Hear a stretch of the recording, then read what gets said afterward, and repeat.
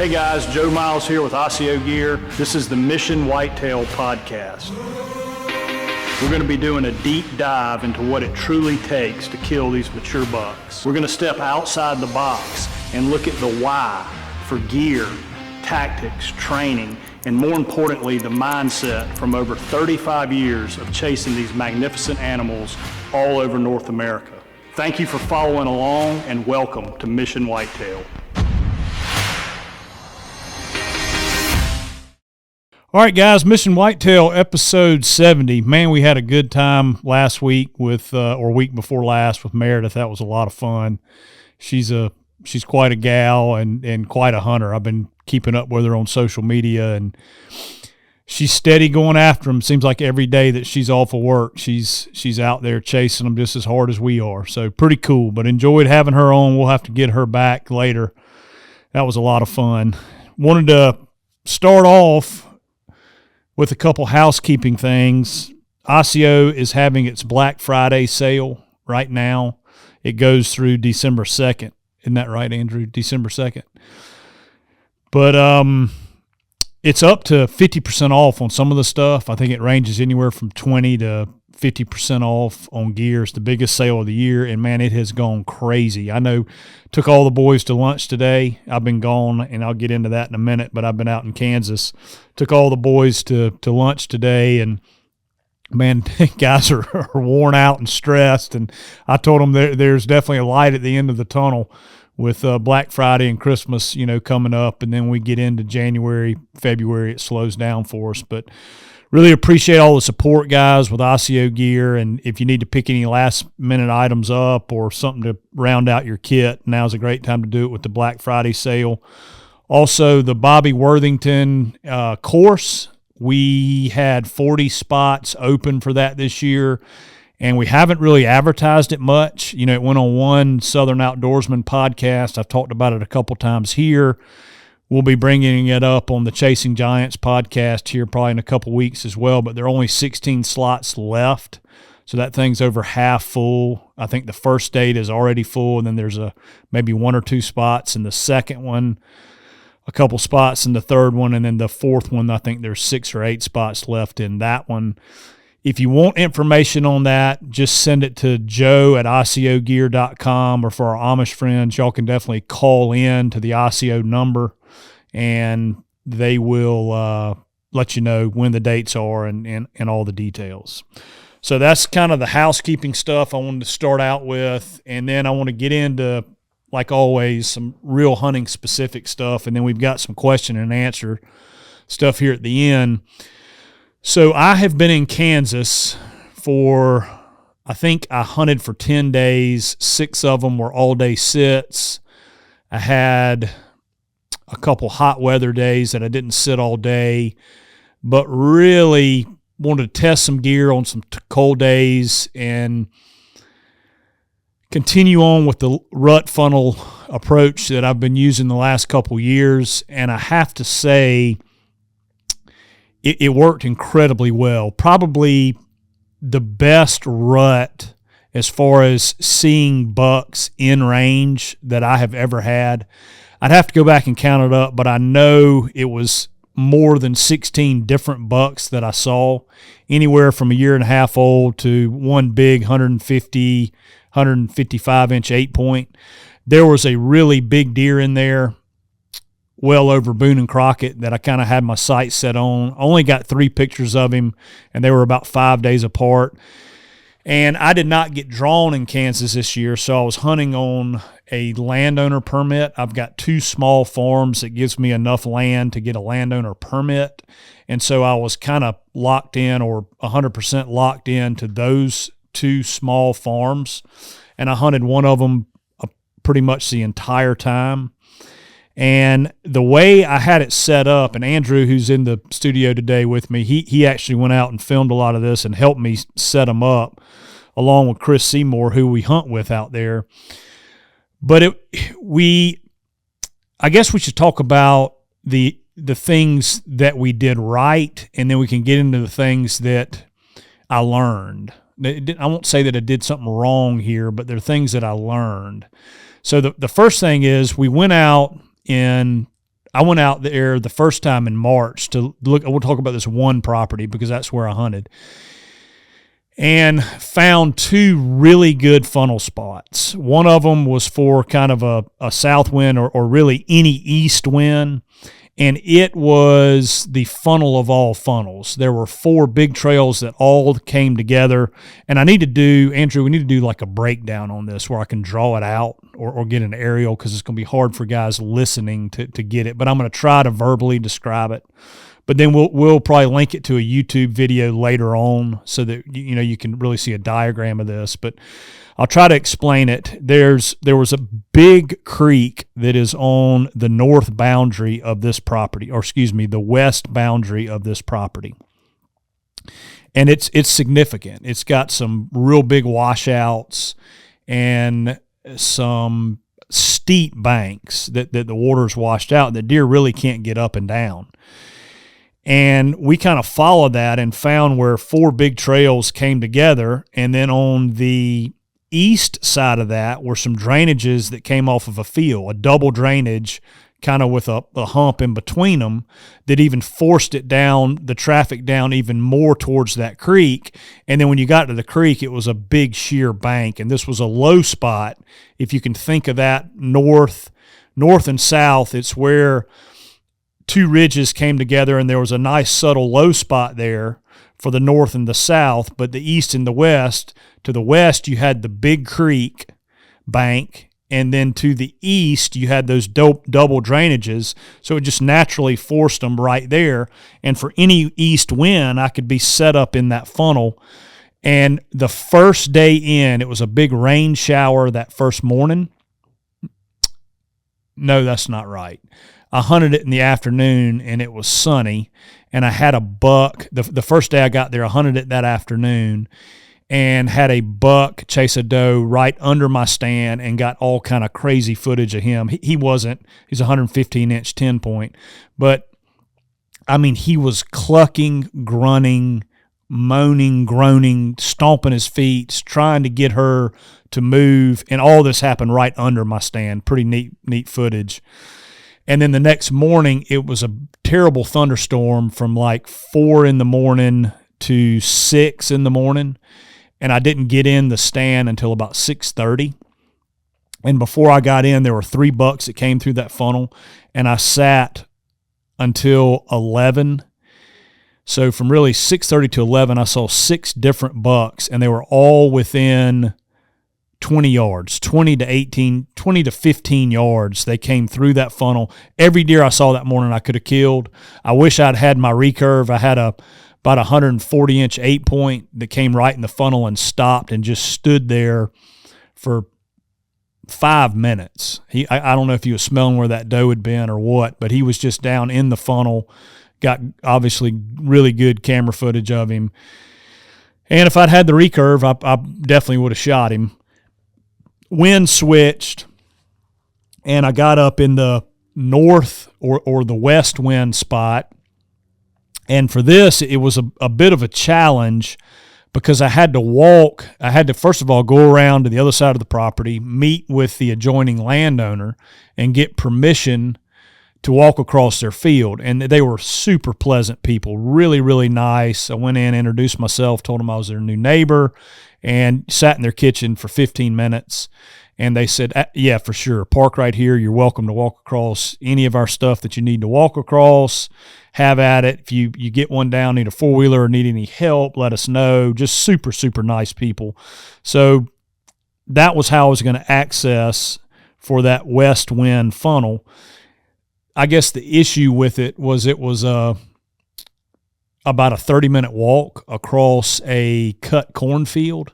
And when it rained, which it had done, it made it for some really slick walking.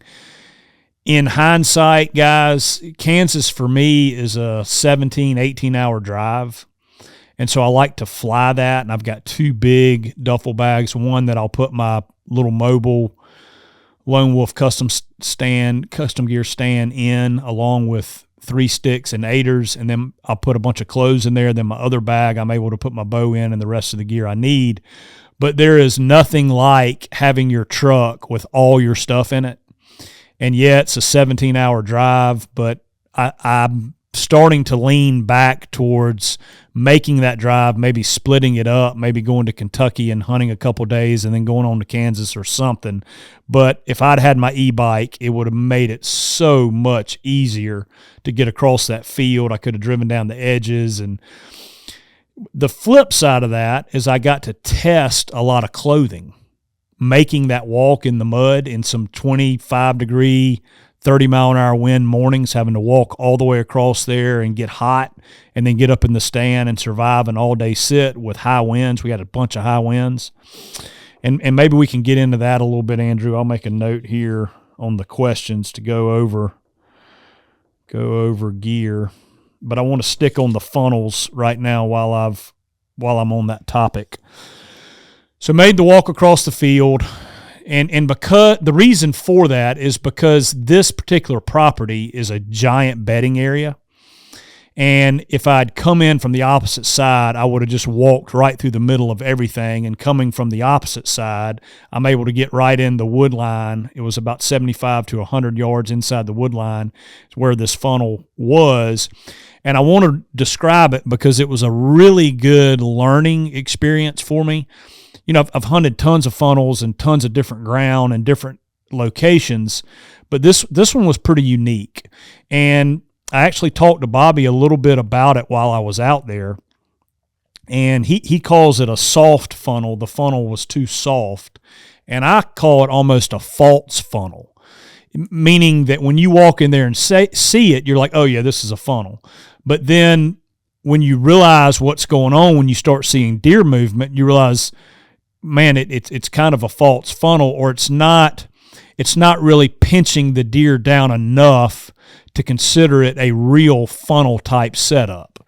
And so what it is off that field edge, when you come in 75 to 100 yards, you've got a giant drainage. Like the drainage is probably 15 feet deep, and it is super sharp. Like there's nothing gradual about it. It just, all of a sudden there is drainage 15 feet deep, two major steep sides. I'm not so sure the water's not coming underground somehow when it's really running, because normally when you get runoff from a field like that, it starts out gradual and then it gets steep. Well, this just, bam, it all of a sudden starts. So there might be some underground spring or something that's causing that, and it's a huge washout that goes almost the length of the property, almost down to that other funnel. The drainage goes.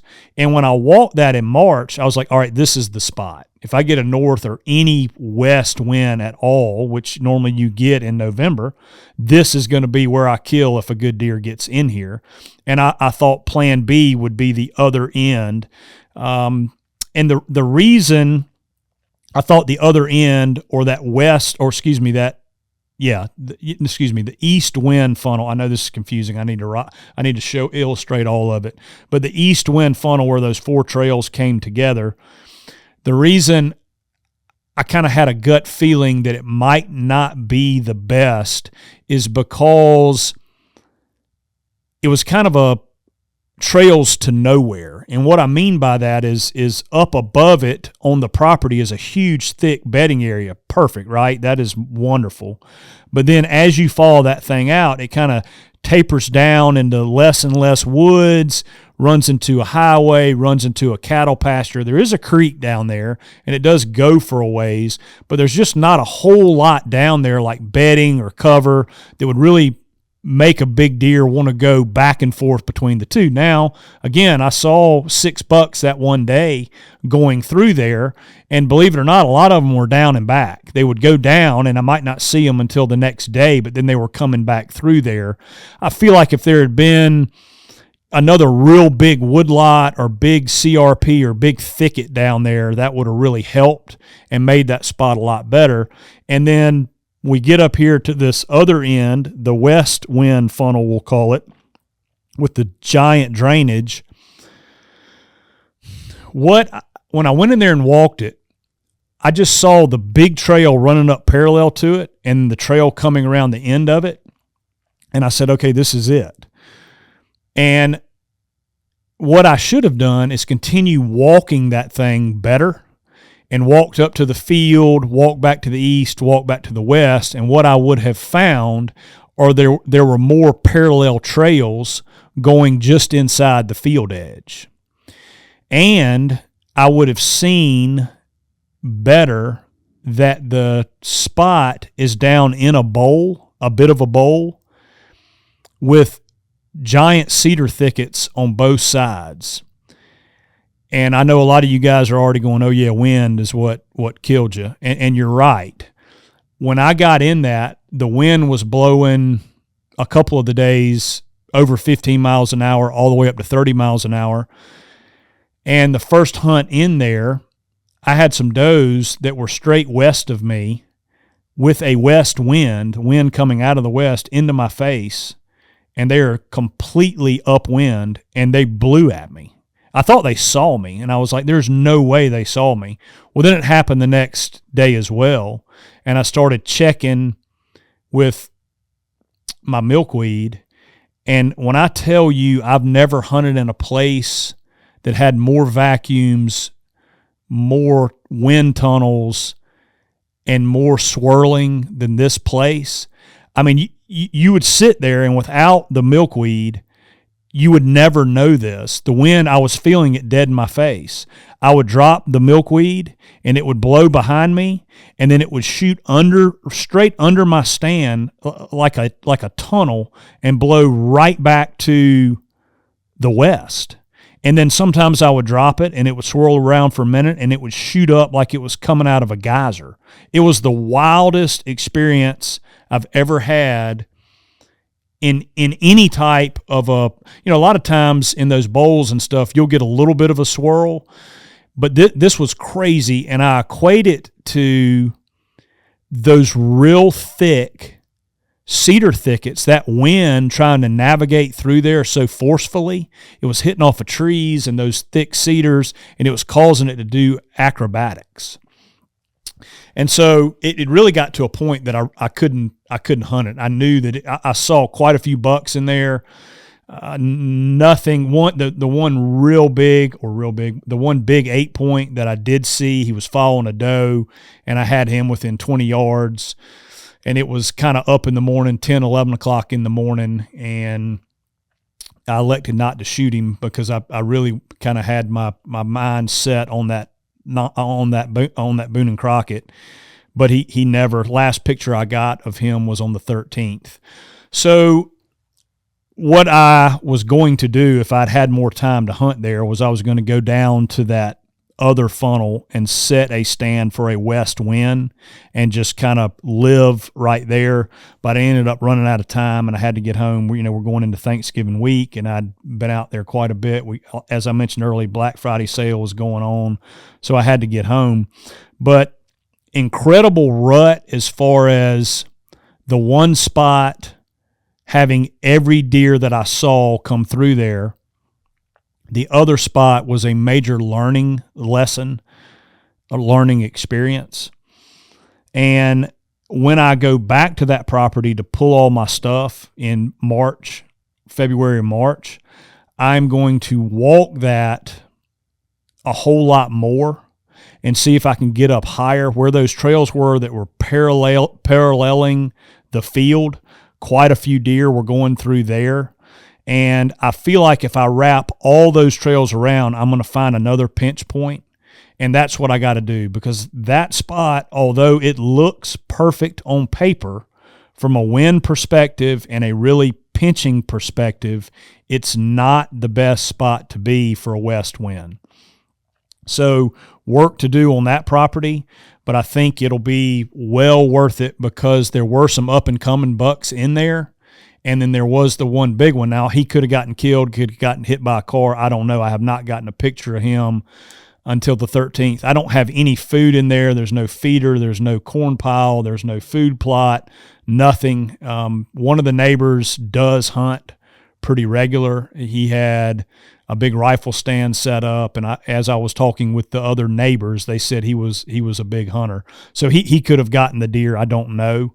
I do want to introduce myself to him because I think it's important when you get a property, to meet all your neighbors and become neighborly with them. And, you guys can work together. I mean, instead of against each other, which is a lot of times what happens. But, just to have a name with a face, introduce yourself, and you never know where that may lead. So that's kind of what went on in Kansas. My plans now from a hunting perspective, I'm back at home. I will be hunting that buck here in South Carolina. I did get a picture of him about a week ago in the middle of the night, so he was alive about a week ago.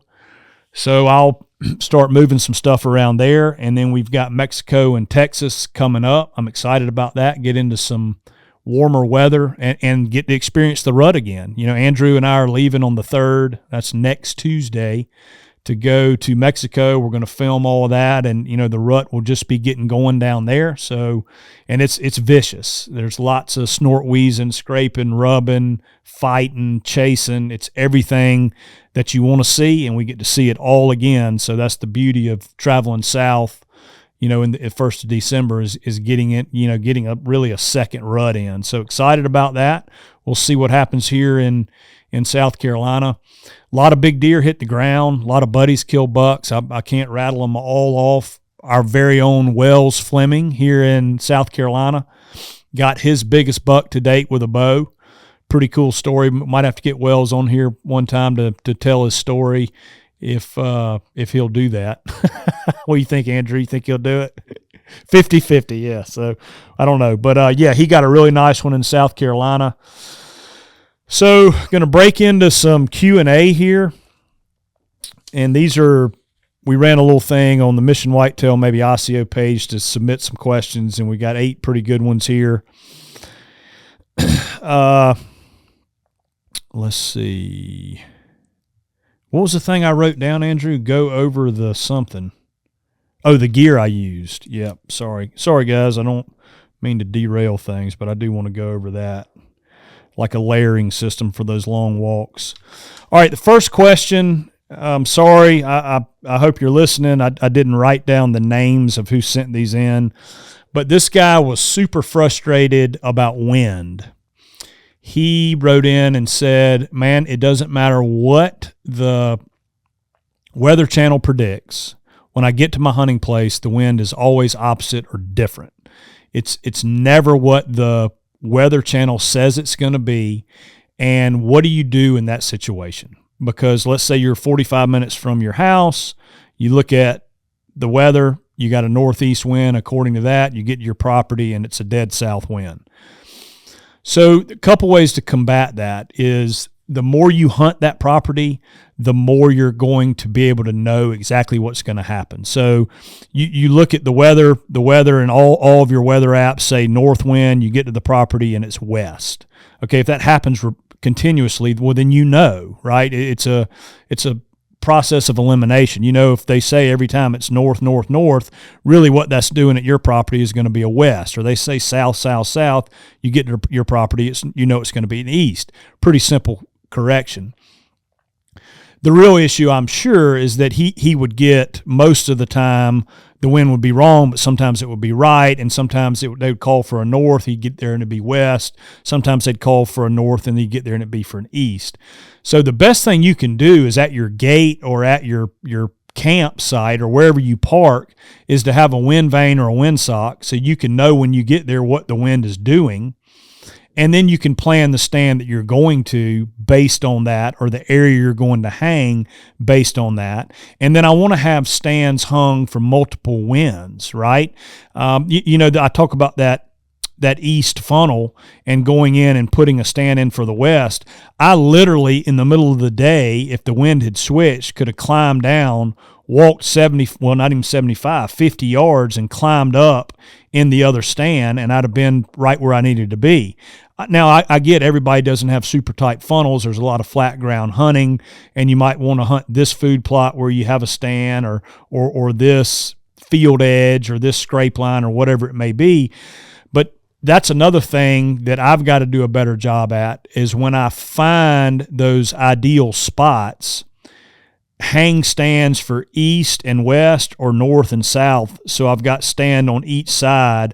Or if I'm running mobile, I'm running a saddle or I'm going to hang and hunt, I've got trees picked out for where I'm going to hang based on the wind. So yeah, the best way to combat it, excuse me guys, is to see if there's a direct correlation that every time the Weather Channel says south, it is really a west wind for you. And if that's the case, then you know that and you can prepare. If not, man, you're just going to have to do it when you get there. When you get to the property, you got a wind sock, you check the wind when you get there, then you make your decision on where you're going to go. So that's how I combat that. Next up is the other list of questions is, what cameras do you run? He is looking for options. Guys, I have been running the Exodus and the Spartan cameras. Big fan of the Spartans. I like the Exodus too. I just don't have as much experience with them. I've got a lot of experience with the Spartans. And as far as a quality, reliability, they are as good a camera as I have ever run. I had probably 15 cell cams in our swamp when it flooded, and it went completely over the tops of the cameras. I mean, it was like you would see water, you'd see hogs swimming by, you'd see ducks swimming by, and then the water was over the camera. Then as it recessed and went back down, all of a sudden you started getting limbs floating by. I mean, these things were quote unquote waterproof. Couldn't believe it. Unbelievable. Couple things I don't like about them. First is they're a lot more inexpensive options out there. I think the Tacticam plans are a lot less expensive than the Spartans. Could be wrong about that. That's just what I remember. And then what I really don't like about them is you can't suspend the program. You either are all in paying full boat, or you have to cancel everything and then the next season re-enter everything. What a pain. I mean, there's like 18 digits that you have to type in twice to re-register every camera, and it is a pain in the butt to do that. Now, if you had kept the boxes, you could have scanned the barcodes, but who does that? I don't keep the boxes for weeks. For a year. So that's a real pain. I know with those Tacticams, you can just suspend them. I know with the Exodus, you can suspend the program for 6 months and then just reinstate it. So that's a very handy option. And Spartan, or anybody that's close with the Spartan guys, I've already emailed and asked them, man, we really got to get that worked out, because I foresee a lot of guys switching if they're not able to have that convenience of suspending the subscription for a couple months. All right, so that's the cameras. Are you guys going to drop any turkey hunting gear, turkey vests, more leafy options, etc.? Yes, we are working on a turkey vest, and fingers crossed it's going to be ready by February, March. Jay Maxwell, our buddy down in Georgia, has completely designed this vest. He is a turkey hunting guru, and he's got some incredibly cool features that he's added to this thing that, to my mind, are patent worthy. I mean, some of the stuff is next level. You can tell the guy has done a ton of turkey hunting and has developed this vest exactly like what he needs, whether you're going to be sitting kind of in a location for hours and hours or you're a run and gun guy. This vest is pretty incredible. I used to turkey hunt a ton, and I know that this is light years ahead of what I used to run back then. So if we do not have it ready by March, it will be a 2026 launch. But fingers crossed, and we'll know more actually tomorrow if we're going to be able to pull it off or not. Got the last prototype and had to make some adjustments to it. So fingers crossed we'll have that ready. All right, did you test the Beast broadheads? And if so, your thoughts? I have not. I have not tested the Beast broadheads. Have got a couple buddies in Africa that have been running them, seem to really like them. I need to do that. And Andrew, maybe that's something we can add to the list. Is there are a couple new broadheads that we can pull out and do some tests on. I'm probably going to be shooting a lot more traditional next year, but still want to give value where we can, and I've heard nothing but great things about the Beast broadheads. I've tested some others that had those pivoting blades, and I didn't like them because they folded up too easy. And, man, I want it blowing a hole through there, through ribs especially. Now, I get if you're hitting a leg bone, it'd be awesome for it to fold in and then pop right back out. But, man, if you're hitting that leg bone, you more than likely it's not a very vital shot anyway.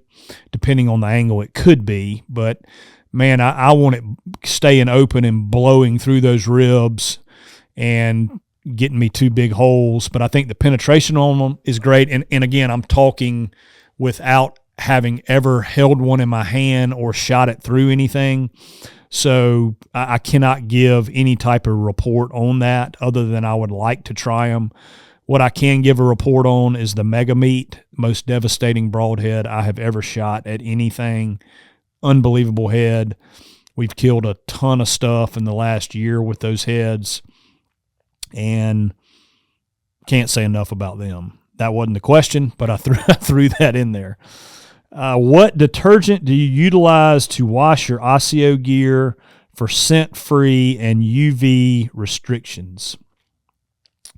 Guys, I am friends with JJ Ducart. We had him on the podcast not too long ago.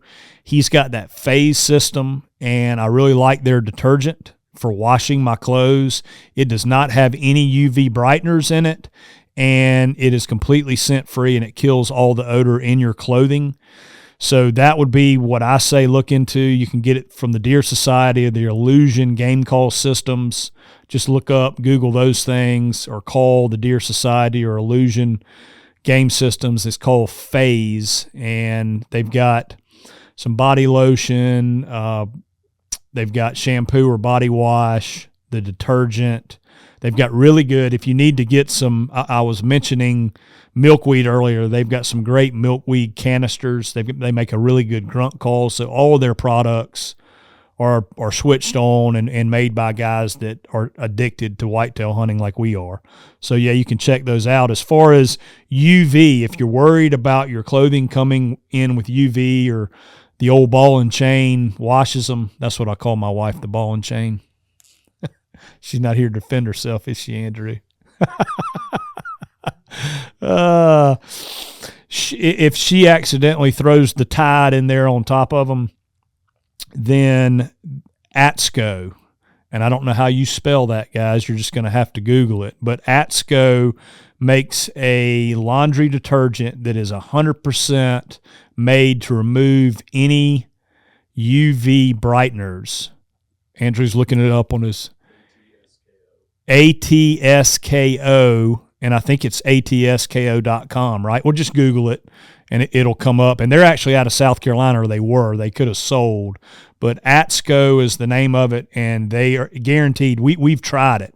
We had I'll call it a civilian, a non-hunting vest that we ran a black light over, or UV light over, and it was just purple. It was glowing so bad from UV, and we did a wash with that ATSCO, and it took 90% of it out. We washed it a second time with it, and 100% of the UV brighteners were out. So, yeah, just pick up a little small thing of that, and if you think the old lady has washed your stuff, or you've accidentally thrown in your gloves or something in a normal load of wash, you can run a cycle of that, and it'll get rid of all of them. So, yeah, very handy, that ATSCO, and then the Phase as far as non-scent detergent.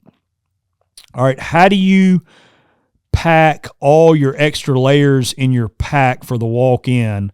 And I think this will be a good time to talk about the gear that I used and tested out there, because I had that 30-minute walk, and it was not on flat terrain. It was on some really hilly stuff. I mean, some of the stuff I had to climb, pretty good, like grab trees and limb branches and stuff to get up those hills. So by the time I got to the base of my stand, I was pretty warm. And the first and foremost, I think you is precise as this may sound and irritating as this may sound, I think it's important. I think you need to time the walk in the off season. How long is it going to take me to get from the truck to the stand? So that's the first thing, and that's just a normal walk, right? And it's going to take 30 minutes. Well, then give yourself an extra 10 to 15 minutes during hunting season, because then you don't have to walk it fast. You can walk it slower. You can walk a third of it, take a 3-minute break, cool down, a third of it, a 3-minute break, cool down, and then the last third, get to your stand, cool down, and climb up you go. So that would be number one, because we don't want to get sweaty. So I'll just take the most brutal morning and day that I had out there. It was a feel-like temperature of 19 or 20. The real temperature was about 28, 29. And I want to say it was 13 to 25 mile-an-hour winds that day. And this is exactly how I dressed. I think we got something on here about socks later. Yeah, we do. So I'm going to save that one. So I won't talk about boots and socks right now. I'll get to that. That's the last question.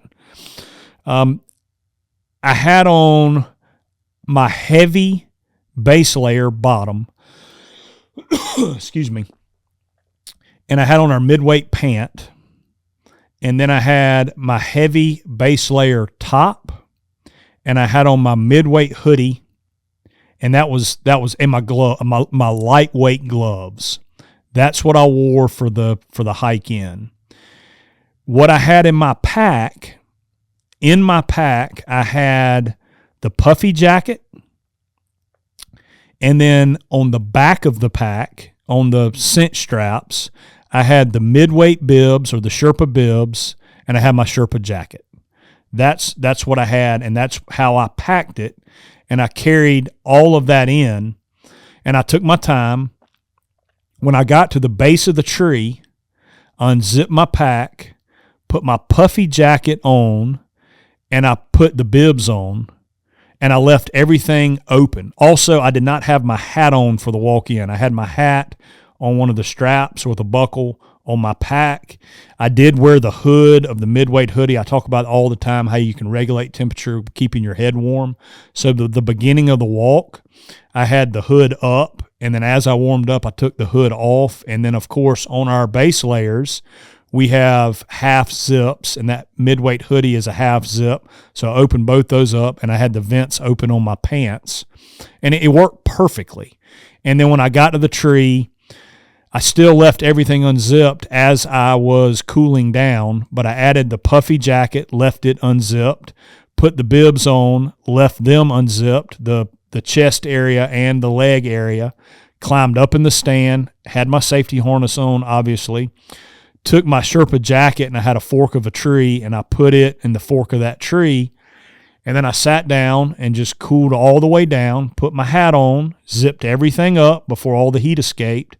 And I never, throughout the entire day, did I put that Sherpa jacket on. That heavyweight base layer, midweight hoodie, and puffy jacket is what I had on the whole time. I did add another pair of lightweight gloves, so I had 2 pair of lightweight gloves on. And then I had my hood on and my face mask up. And when we started, I sat all day. That's 6:30 in the morning to 5:30 at night. When we got to about 5 o'clock, I did start getting cool, and I was going to put the Sherpa jacket on. And if I had to sit for another hour, I would have added the Sherpa jacket. But that kept me perfectly warm the entire day with a feel-like temperature in the 20s and some pretty significant wind. Now, I was in that bowl, so I wasn't getting the full effect of the wind. I am certain that if I had been on like a field edge or something where I was getting the full force of that wind, I would have needed that Sherpa jacket. But back to your question is, how do you pack all the extras and the layers? I just, went through the steps of what I wear for the long walk. But man, on the Osseo pack, it doesn't have to be an Osseo pack. It can be a Mystery Ranch or a Kifaru, whatever. It can be any of those packs. Just make sure you've got a lot of compression straps on the back so that you can cinch those things way down when you've got your gear on the back, and then it's real easy to get to. And you can leave them, if you're hanging your pack, I open my pack up and I can stuff them in there so I can just pull them out really easy. that makes, so you don't have to unbuckle those straps mid-hunt. You've already got them open. So I hope that answers those questions. And let's see. Should I wear my mid-weight core vest inside or outside of the Sherpa jacket? Personal preference. And I think what you ought to look at is how form-fitting is your Sherpa jacket when you have the vest on underneath it. If everything is tight and out of the way and form-fitting, then I would wear the core warmth vest underneath it. If it's not and it's a little bit baggy, then what I would do is wear the core warmth vest on the outside, because it's going to cinch everything down when you wear that vest on the outside. And it really, to me, that's a personal preference and how things fit. I want things to fit very form or snug when I bow hunt, so there's no chance of any string interference from anything. I don't want a bunch of slop in my gear and a bunch of things that are too big. So I think try everything on, see how it fits, and then make the decision on whether you want to wear the vest on the outside or the inside. Now, I'll tell you what is really good later in the season is if you went base layer, puffy jacket, Sherpa jacket, and you're hunting in the teens or even below, and then went with that late season vest on the outside, man, that would be a deadly combination. And if I hunt Ohio late season, that's probably will be my go-to. All right, guys, last question, then we're going to get off of here. Hope everybody has a really good Thanksgiving. But the last question here is, what socks do you recommend for late season? My feet are always soaked in sweat when I arrive to my stand. Yep, I have been over this multiple times and actually taught a segment of this at the Mobile Hunter Expo with the DeQuistos. And if you look up Kenetrex, you can Google them or call them. They make a liner that is polypropylene, and it's their sock liner. It's over the calf. And I found these things sheep and goat hunting. They absolutely keep your feet dry when you've got long hikes and long walks, and it's full of polypropylene, and that just takes the moisture off your feet and pulls it right on the outside of the sock. And then I wear a merino wool sock on top of that, and that's also, I think that's their Mountain Extreme sock or Mountain Hunter sock. It's their heaviest merino wool sock. So the polypropylene sock liner followed by the heavy merino wool, and then I've got my boots on, and then I've also got Kenetrex boots that are their pack boots that have a lot of thinsulate in the shank or in the sole, and they have a liner that goes in there too. But we're talking extreme cold then. I actually, even in that 20-degree morning, I wore that polypropylene liner sock, Kenetrex liner sock, with a regular cotton sock over the top of it, and had no problems. I'm not a big fan of cotton, but I knew that it was that liner was gonna soak that moisture away from my feet, and my feet never got cold on this entire hunt in Kansas. And then on one morning I did have the heavy merino on top of that liner, and my feet stayed very, very warm there. So, guys, those are the questions and answers. Hope that helped. We will be in Mexico during this next podcast, so we're going to have to either film. No, we won't. We'll be back.